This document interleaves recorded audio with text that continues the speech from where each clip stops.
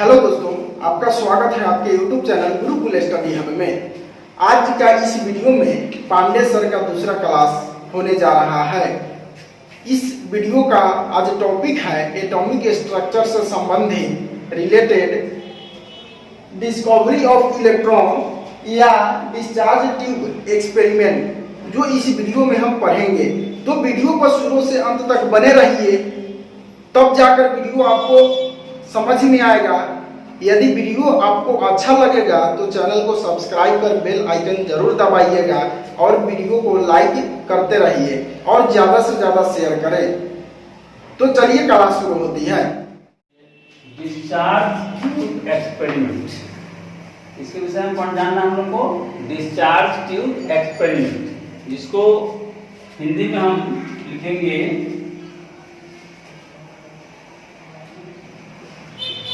विसर्ग नली। Discharge tube को हिंदी में क्या बोलेंगे? विसर्ग नली। और एक्सपेरिमेंट का तो प्रयोग, क्या बोलेंगे इसको? प्रयोग। यह देखेंगे कि डिस्चार्ज ट्यूब एक्सपेरिमेंट क्या है। इस एक्सपेरिमेंट को जानने से पहले सबसे पहले हम इस टर्म को समझेंगे, what is discharge tube. Discharge tube क्या है? डिस्चार्ज ट्यूब हार्ड ग्लास की बनी हुई एक नली है। हार्ड ग्लास, कठोर कांच की बनी हुई एक बेलनाकार नली है, जिसके दोनों सिरों पर या जिसमें दो धातु के इलेक्ट्रोड व्यवस्थित होते हैं। अब देखते हैं उसका फिगर कैसा होगा।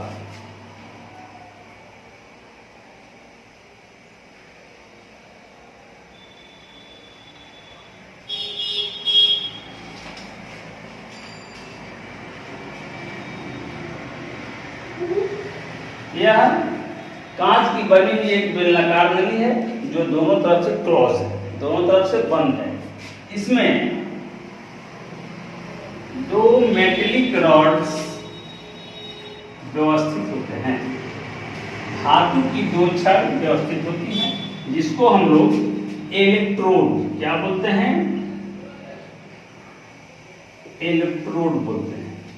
हिंदी में बोलेंगे इसको विद्युतोद। विद्युतोद। अब देखिए इलेक्ट्रोड क्या है? विद्युतोद यह दो प्रकार का होता है। इलेक्ट्रोड का मतलब हुआ, इसमें दो चीज है। इलेक्ट्रोड, इसका मतलब समझिए आप इलेक्ट्रिसिटी, इलेक्ट्रिसिटी। और होड, यह ग्रीक भाषा का शब्द है जिसका अर्थ हुआ अपने यहाँ पाथ। मतलब विद्युत का प्रवाह जिस रास्ते से होता है, विद्युत जिस रास्ते से गमन करती है, उसी रास्ते को, उस पथ को हम लोग इलेक्ट्रोड बोलते हैं। यह दो प्रकार का होता है। इलेक्ट्रोड दो प्रकार का हुआ। इलेक्ट्रोड दो प्रकार का होता है। एक होता है एनोड और दूसरे को बोलते हैं कैथोड। इलेक्ट्रोड दो प्रकार का, एनोड और कैथोड। एक को बोलते हैं हम लोग धनोद, क्या बोलेंगे इसको? धनोद। और दूसरे को बोलेंगे एनोड। इस प्रकार से विद्युतोद दो प्रकार का हो गया, धनोद और ऋणोद। यह देखिए, यह एनोड जो होता है यह पॉजिटिवली चार्ज होता है। कैसा होता है? इस पर पॉजिटिव चार्ज होता है। और दूसरा ऋणोद है, नाम से ही स्पष्ट है, इस पर क्या होगा? नेगेटिव चार्ज होगा। इसमें दो मेटलिक इलेक्ट्रोड जो हैं, अपने चार्ज के प्रकृति के आधार पर, मतलब कि उस पर धनावेश है या ऋणावेश है, हम उसका नाम धनोद या ऋणोद रखेंगे। अगर metallic rod negative charge carry कर रहा है तब उसको हम लोग कैथोड कहेंगे। अगर पॉजिटिव चार्ज कैरी कर रहा है तो उसको हम क्या कहेंगे? एनोड कहेंगे। ठीक है। अब देखिए, ये एनोड और कैथोड, इसको समझते हैं।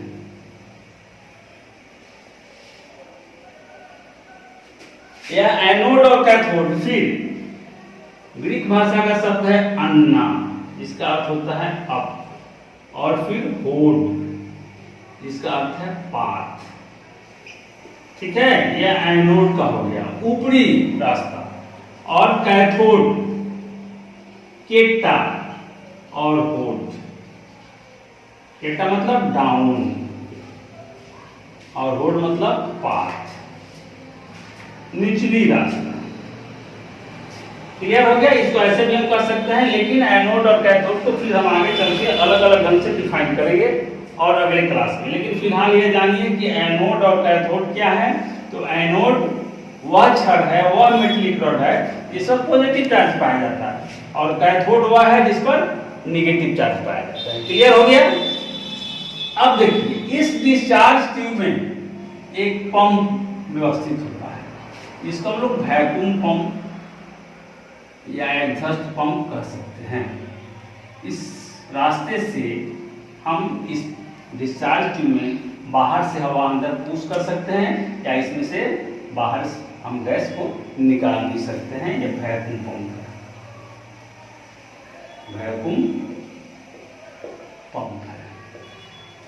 ठीक है, इस रास्ते से हम इस डिस्चार्ज ट्यूब में गैस को फिलअप भी कर सकते हैं और इसे बाहर भी निकाल सकते हैं। या अब आपको अब यह कंप्लीट डिस्चार्ज ट्यूब बन गया। अब इसमें आगे देखना है इस एक्सपेरिमेंट में क्या किया गया।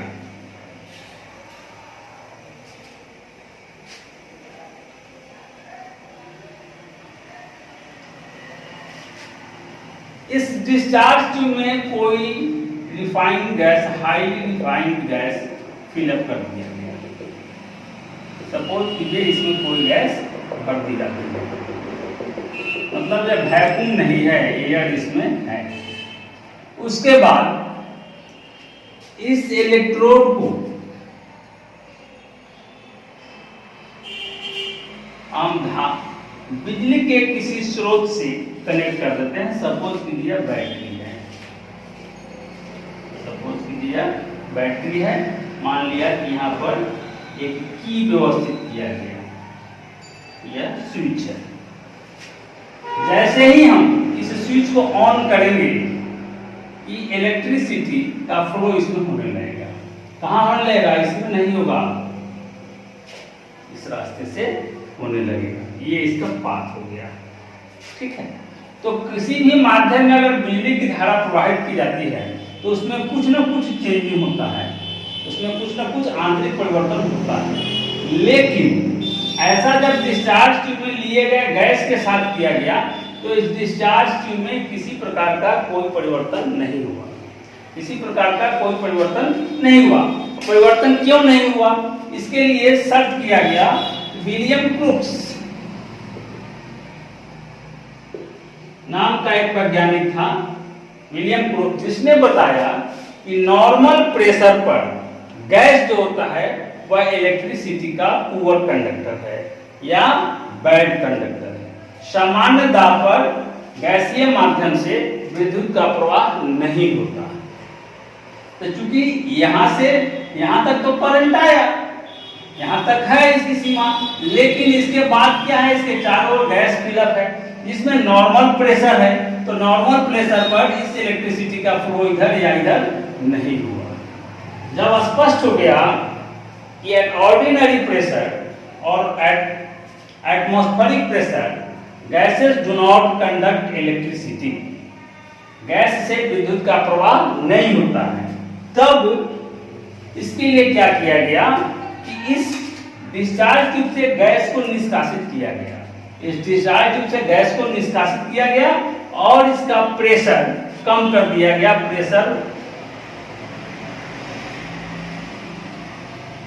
प्रेशर को हम लोअर्ड करते हैं, प्रेशर को निम्न किए। जब इसका प्रेशर 10⁻⁻² atm कर दिया गया, जब इसमें लिए गए गैस का दाब सामान्य दाब से घटाकर हम इतना कर देते हैं, तो इस डिस्चार्ज ट्यूब में एक प्रकार की चमक उत्पन्न होने लगी।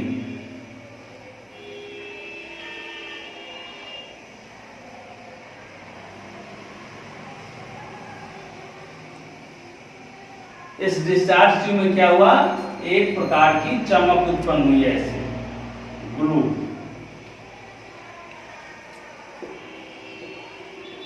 और यह चमक या लाइट बिल्कुल स्ट्रेट लाइन में वर्टिकल फ्लो किया। ठीक है, कब? जब इसमें लिए गए गैस का प्रेशर 10⁻⁻² atm कर दिया गया तब।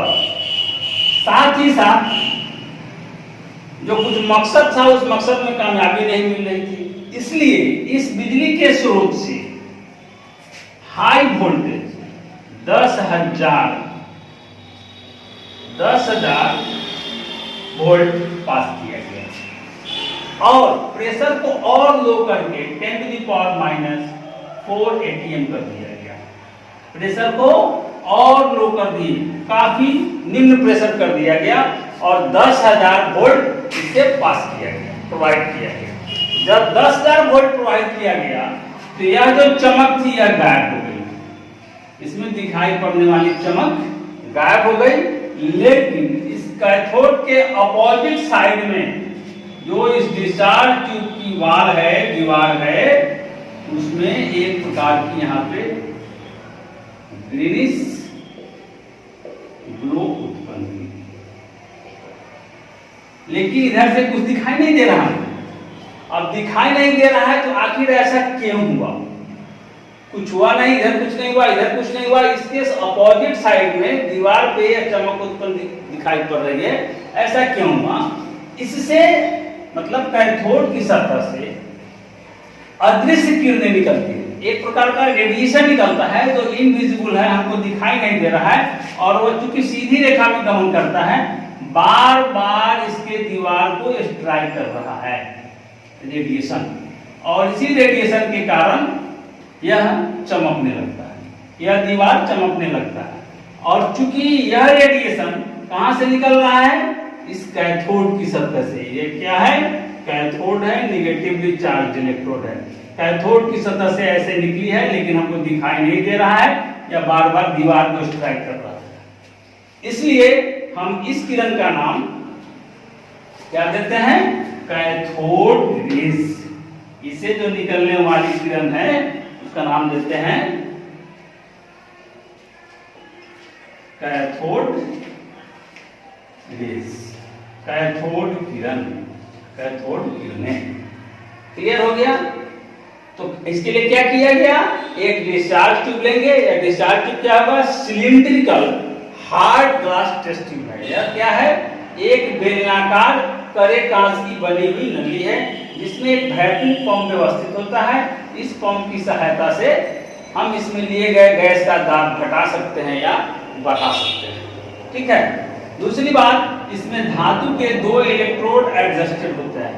इलेक्ट्रोड कहाँ होगा इसके लिए कोई निश्चित स्थान नहीं है कि वो आमने सामने हो, अपोजिट में हो, अगल बगल में भी हो सकता है, इसके लिए कोई फिक्स स्थान नहीं है। लेकिन धातु की 2 इलेक्ट्रोड का होना इसमें अनिवार्य है। अगर 2 इलेक्ट्रोड नहीं होगा तो करंट का फ्लो नहीं होगा। अब इस धातु के इलेक्ट्रोड को हम किसी बैटरी से या किसी बिजली की स्रोत से जोड़ देते हैं और तब इसमें हाई वोल्टेज का करंट, लगभग 10,000 वोल्ट का करंट प्रोवाइड करते हैं। 10,000 वोल्ट का करंट प्रोवाइड करने पर क्या हुआ? इस कैथोड के अपोजिट साइड में डिस्चार्ज ट्यूब की जो दीवार है उस पर एक विशेष प्रकार की चमक हमको दिखाई देती है। यह चमक क्यों उत्पन्न होती है? तो कैथोड की सतह से एक विशेष प्रकार की अदृश्य किरणें निकलती हैं। कब? जब प्रेशर काफी लो हो, 10⁻⁻⁴ atm मैंने बताया, प्रेशर काफी लो हो तब ऐसा होता है। और इस किरण को क्योंकि यह कैथोड की सतह से निकलती है, इसलिए हम लोग इसको कैथोड रेज के नाम से जानते हैं, कैथोड की किरण या कैथोड किरण। अब हम लोग जान गए कि कैथोड किरण इस कैथोड की सतह से निकलती है। कैथोड किरण कहाँ से निकलती है? इस कैथोड की सतह से निकलती है। इससे निकलने वाली किरणों का कुछ खास क्या क्या कैरेक्टर है, इसका चाल चलन या इसका चरित्र कैसा है, हम इसको जानने का प्रयास करते हैं। सबसे पहले यह जानिए कि कैथोड की सतह से निकलने वाली जो किरण है जिसको हम लोग कैथोड किरण कहते हैं, अगर इसके रास्ते में किसी अपारदर्शक वस्तु को रख दिया जाए और वैक्यूम को रख दिया जाए, अवरोध को रख दिया जाए इसके रास्ते में, तो इस अपारदर्शक वस्तु की स्पष्ट छाया है ना, इसका शैडो इसके अपोजिट में दिखाई पड़ता है। इसका शैडो हमको यहाँ पे दिखाई पड़ेगा या दीवार पे दिखाई पड़ेगा। तो cathode rays cast shadow if any object is placed in its path. अगर इसके रास्ते में किसी रुकावट को रखा जाए या अवरोध को रखा जाए तो उस रुकावट की स्पष्ट छाया उसके दूसरी ओर बनती है। इस पर विचार करना है। इसकी छाया बनी, इससे स्पष्ट होता है कि यह कैथोड किरण कैथोड की सतह से निकलकर सीधी रेखा में गमन करती है और ये किरण जब यहाँ पहुंची, यहाँ पर पहुंची और इसको रुकावट मिली, इसके वजह से ही छाया अपोजिट साइड में बना। जैसे हम लोग लाइट को देखते हैं कि लाइट कहीं से आ रहा है, उसको हम ऐसे रोक देंगे तो हमारे हाथ की छाया पीछे बनेगी, है ना। कब? जब लाइट डायरेक्ट इस पे पड़े तब। ऐसा नहीं कि लाइट आ रहा है, इधर मुड़ गया, इधर मुड़ गया, इधर मुड़ गया तो फिर इसकी छाया नहीं बनेगी। लेकिन जब इसका शैडो बन रहा है, इसका मतलब हुआ इसका पहला कैरेक्टर, फर्स्ट कैरेक्टर कि cathode rays travel in straight line. Cathode किरण बिल्कुल सीधी रेखा में गमन करती है, क्योंकि यह अपने रास्ते में पड़ने वाले रुकावट या अवरोध की स्पष्ट छाया उत्पन्न करती है। क्लियर हो गया? अब इसके हम दूसरे चरित्र पर ध्यान देंगे। इसके दूसरे चरित्र पर ध्यान देंगे। अगर किसी वस्तु को इस कैथोड किरण के रास्ते में कुछ देर के लिए या देर के लिए छोड़ दिया जाए, सपोज कीजिए कोई वस्तु है, इसको हम कुछ देर के लिए यहाँ पे प्लेस कर दिया, तो कुछ देर के बाद यह वस्तु हीटेड हो जाती है, मतलब गर्म हो जाती है। अर्थात कैथोड किरण अपने रास्ते में रखे हुए वस्तु को बार बार स्ट्राइक करती है और बार बार स्ट्राइक होने से क्या हुआ, इस रेडिएशन की एनर्जी इसमें प्रवेश करती है और यह वस्तु क्या होता है, गर्म हो जाती है। ये दूसरा कैरेक्टर हुआ। इसका तीसरा कैरेक्टर जो बहुत इंपॉर्टेंट कैरेक्टर है, इस पर ध्यान देना है। अगर इसके रास्ते में किसी पैडल व्हील को, पाद चक्र को, किसी हल्के चक्र को रख दिया जाए, है ना, कुछ देर के लिए रख दिया जाए, तो इसमें मूवमेंट स्टार्ट हो जाता है। मतलब यह पाद चक्र गतिमान हो जाता है। अब यह गतिमान कैसे हुआ? तो गतिमान होने का तो निश्चित रूप से इस पर कोई ना कोई फोर्स अप्लाई हुआ। किसी वस्तु को, अगर वस्तु स्थिर है तो उसको गति अवस्था में लाने के लिए हमको उस पर किसी न किसी प्रकार का बल आरोपित करना होगा। अब इस पर देखना है कि इस पर कौन सा ऐसा फोर्स लगा जिसकी वजह से इसमें मूवमेंट आ गया, इससे मोशन आ गया या मूव करने लगा। तो हम देखते हैं कि इसमें तो कुछ नहीं है, एयर है, वैक्यूम है, वो भी एयर काफी कम प्रेशर पर, काफी लो प्रेशर में इसको एयर को रखा गया या किसी गैस को रखा गया है इस डिस्चार्ज ट्यूब में। तो फिर इसमें गति उत्पन्न कैसे हुआ? तो इसका हम निर्णय लेते हैं कि इससे निकलने वाली जो किरण है, यही इसको बार बार स्ट्राइक करती है, यही किरण इसको बार बार ठोकर मारती है। तो ठोकर मारती है तो यह ठोकर तभी उत्पन्न करेगा जब यह किरण मटेरियल पार्टिकल का बना हो, मटेरियल पार्टिकल्स, किसी पार्थिव कण का बना हुआ हो, तब ये इस पे फोर्स लगा पाएगा, अन्यथा नहीं लगा पाएगा।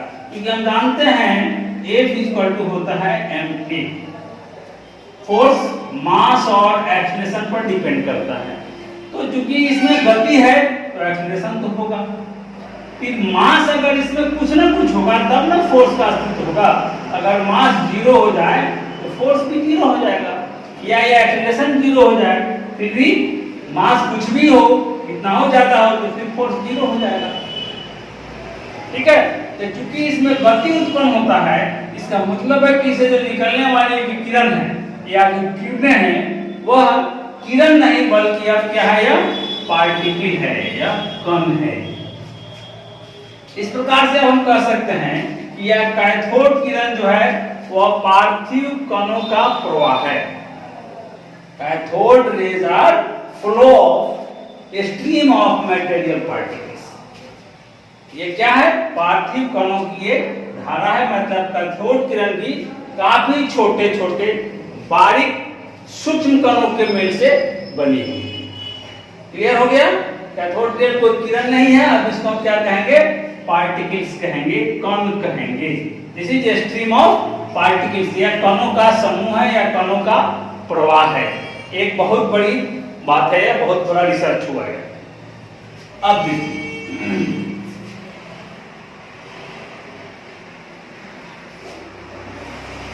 इसका स्पीड, ये प्रकाश, ये कैथोड से जो निकलने वाली किरण है, ये काफी हाई स्पीड से चलती है, नियरली लाइट स्पीड। इसका हाई वेलोसिटी है, काफी हाई वेलोसिटी है, लगभग प्रकाश की चाल के बराबर सी गति होती है।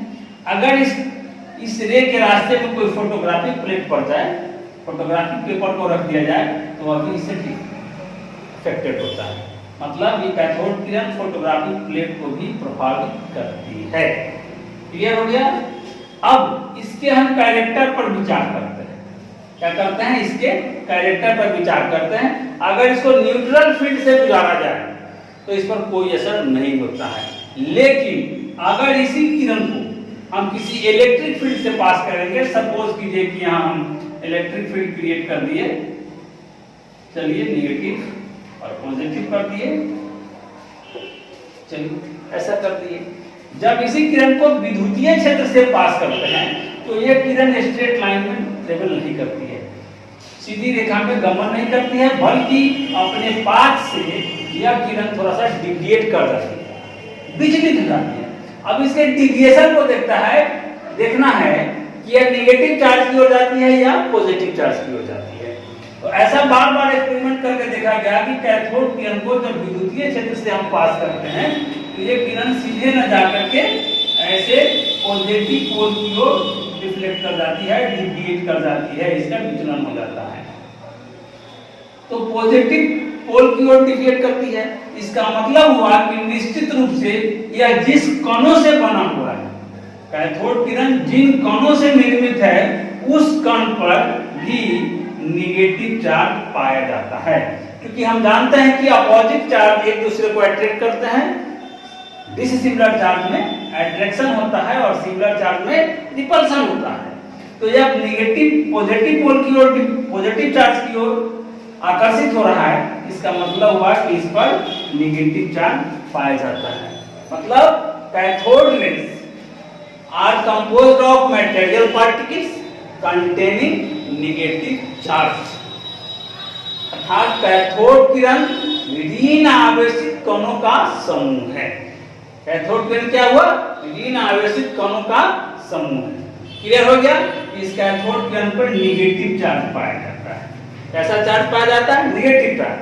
अब अगर इसको किसी चुंबकीय क्षेत्र से पास किया जाए तो उसमें भी यह प्रभावित होता है, और यह नॉर्थ पोल और यह साउथ पोल। अगर चुंबक का ऐसी व्यवस्था, चुंबकीय व्यवस्था कर दे कि साउथ पोल इधर नॉर्थ पोल हो, तो फिर यह किरण नॉर्थ पोल की ओर अट्रैक्ट होता है। क्लियर हो गया कि कैथोड किरण क्या है? ऋण आवेशित कणों का समूह है, और यह किरण कैथोड की सतह से निकलकर सीधी रेखा में गमन करती है। हम ये नहीं कहेंगे कि एनोड की ओर गमन करती है, क्योंकि एनोड का पोजीशन इसके हम फ्रंट पे लगाए हैं, यहाँ भी लगा सकते हैं, यहाँ भी लगा सकते हैं, यहाँ भी लगा सकते हैं, इधर भी लगा सकते हैं, इधर भी लगा सकते हैं। इसका पोजीशन कोई फिक्स नहीं है, लेकिन यह फिक्स है, यह क्लियर तथ्य फैक्ट है कि इससे निकलने वाली किरण, मतलब कैथोड से निकलने वाली किरण, जिसको हम कैथोड किरण कहते हैं, वो हमेशा सीधी रेखा में गमन करती है। क्लियर हो गया? यहाँ तक कोई दिक्कत नहीं। तो कैथोड से निकलने वाली किरण क्या हुआ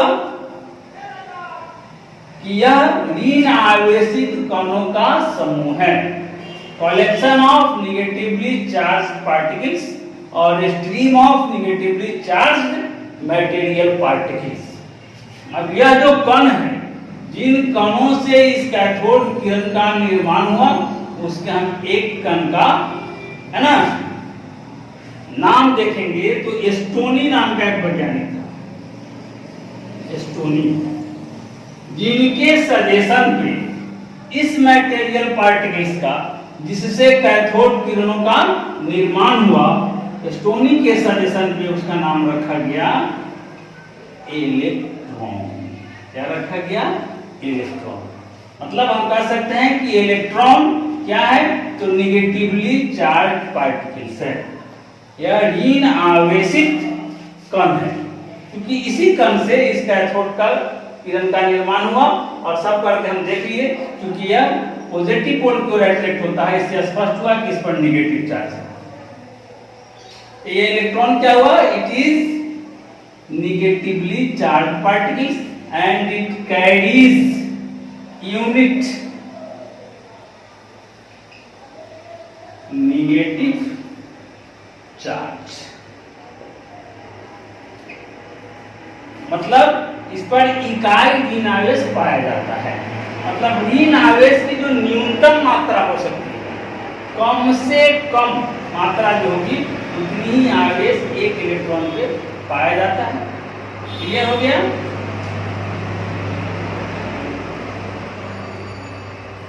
इकाई ऋण आवेश, इसको हम -1 क्या बोलेंगे? -1 यूनिट नेगेटिव चार्ज। इससे कम मात्रा किसी भी पार्टिकल पर ऋण आवेश की नहीं हो सकती है। और यह होता है 1.6 × 10⁻⁻19 कूलम। इतना ऋण आवेश एक इलेक्ट्रॉन पे पाया जाता है। ठीक है? इसका मास, अब इस कण का द्रव्यमान जो है उसका हम देखते हैं। तो H एटम, हाइड्रोजन परमाणु का जो द्रव्यमान है, हाइड्रोजन परमाणु का जो मास है उसका लगभग 1837 या 1840वां हिस्सा होता है। मतलब mass of electron is 1/1814 of mass of 1 atom of hydrogen, क्योंकि हाइड्रोजन का द्रव्यमान कितना होता है? तो 1, और एक का 1840 टुकड़ा करना है, एक में 1840 से डिवाइड करना है। ठीक है? ये इतना कम होगा कि हम इसको कैलकुलेट नहीं कर सकते हैं, इसकी गणना नहीं कर सकते हैं। इतना कम होगा कि उसको हम लोग निग्लिजिबल, लगभग नगण्य मान लेते हैं। क्या मान लेते हैं? नगण्य मान लेते हैं। इतना कम है कि इसको हम जीरो भी मान सकते हैं। इसको भी हम क्या कहेंगे? जीरो भी मान सकते हैं। और तब इस इलेक्ट्रॉन को हम कैसे इंडिकेट करते हैं कि -1 या इसका चार्ज हो गया और 0 इसका मास हो गया। यस, इस सिंबल का हम इलेक्ट्रॉन के लिए प्रयोग करते हैं। ये जान लीजिए कि यह इसका मास है और यह इसका चार्ज है। यह इसका चार्ज है और यह इसका मास है। ठीक है? तो इस प्रकार से यह इलेक्ट्रॉन जो हुआ। अब पूछे कोई व्हाट इज इलेक्ट्रॉन? इलेक्ट्रॉन क्या है? तो इलेक्ट्रॉन क्या है भाई? यह एक छोटा सा कण है, अति सूक्ष्म कण है। और यह कहां से? तो एटम, बताए थे ना, एटम, इस परमाणु का यह एक टुकड़ा है। इसलिए इस इलेक्ट्रॉन को हम सब एटॉमिक पार्टिकल कहेंगे। क्या कहेंगे इलेक्ट्रॉन को? सब एटॉमिक पार्टिकल, उप परमाणुविक कण। तो यह ऐसा उप परमाणुविक कण है which carries unit negative charge, जो इकाई ऋण आवेश वहन करता है। और इसका द्रव्यमान हाइड्रोजन परमाणु के द्रव्यमान का 1840वां हिस्सा होता है। और 1840वां हिस्सा इतना कम होता है कि इसको हम लोग 0 के बराबर लगभग मान लेते हैं। ये पूरे 100% शून्य नहीं है, लेकिन इतना कम है कि उसको हम लोग 0 मान सकते हैं। हम लिख देते हैं electron. What is electron? Okay, हम लिखेंगे इलेक्ट्रॉन इज ए सब atomic particle which carries unit negative charge and has mass